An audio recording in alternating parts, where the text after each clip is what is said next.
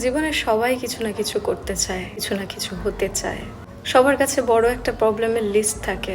যার প্রবলেম সেই জানে সেটা তার কাছে কত বড়। অন্য কেউ দেখলে সেটা কোনো কিছু মনেই করে না। মনে হয় ওর থেকে তো আমার প্রবলেম বেশি বেশি বড়।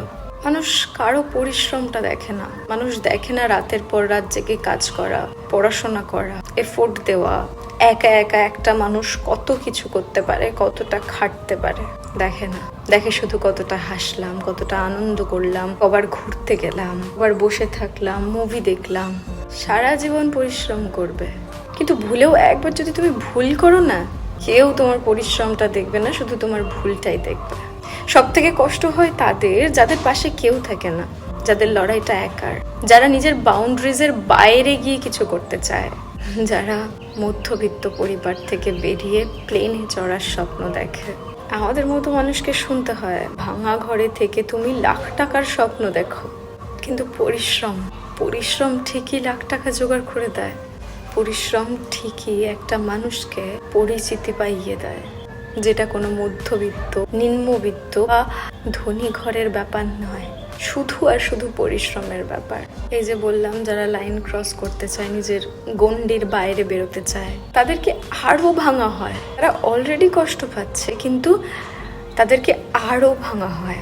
মাঝে মাঝে আমরাও ভুল করে প্রার্থনা করে ফেলি, ইস যদি ওই মানুষটা থাকতো, যদি কেউ থাকতো। এক্সপেকটেশন কিনা, এক্সপেকটেশন ভালো জিনিস নয়, তবু কোনটা বোকা কিনা চেয়ে বসে। আলটিমেটলি কেউ থাকে না, এদের পাশে তো থাকেই না। একা লড়তে হয়, সম্পূর্ণ একা। পুরো পৃথিবী তাদের এগেনস্টে গিয়ে তাদেরকে দোষ দেয়। তাই বলে কাউকে লাগবে বলে যে কোনো কাউকে সেই জায়গায় বসিয়ে নেব আমরা পারি না।